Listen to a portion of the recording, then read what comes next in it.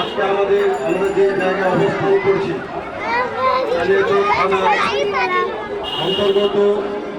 অত্যন্ত এক ঐতিহাসিক গ্রাম মারুপুর। এখানে আমাদের ভারতবর্ষ স্বাধীনতা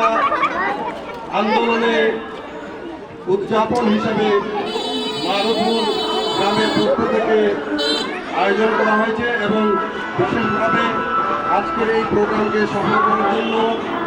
মারুপুর গ্রামের সরকার সালেক কবির মহাশয় এবং সঙ্গে আছেন মারুপুর জামে মসজিদের ইমাম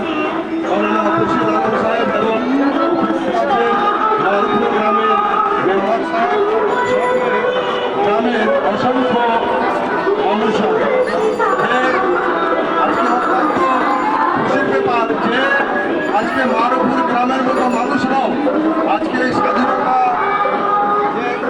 স্বাধীনতা আন্দোলনের যে অবদান, সেই অবদানকে সামনে রেখে তারা আজকে খুশিতে উদযাপন করছেন। তার একটা বিশেষ কারণ রয়েছে, কারণ স্বাধীনতা আন্দোলন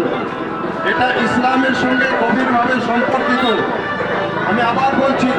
স্বাধীনতা আন্দোলন ইসলামের সঙ্গে গভীরভাবে সম্পর্কিত। কারণ আমরা যদি কোরআন ও হাদিসকে সামনে রেখে রাসূলুল্লাহ সাল্লাল্লাহু আলাইহি ওয়াসাল্লামের যদি জীবন ব্যবস্থাকে দেখি,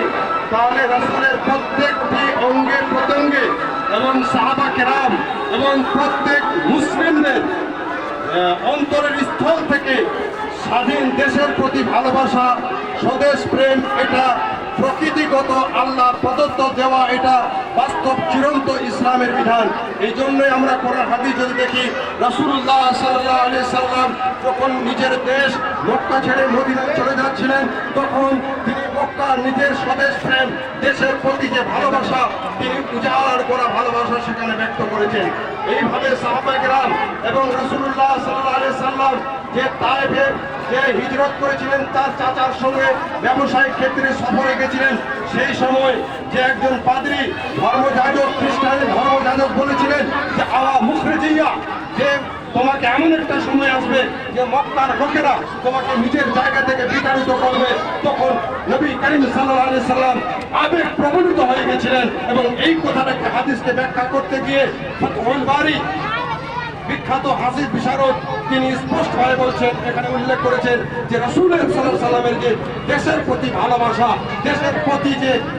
টান, এই কথাটাকে ক্লিয়ার ভাবে শরীয়ত সাব্যস্ত এবং এই প্রেক্ষাপটে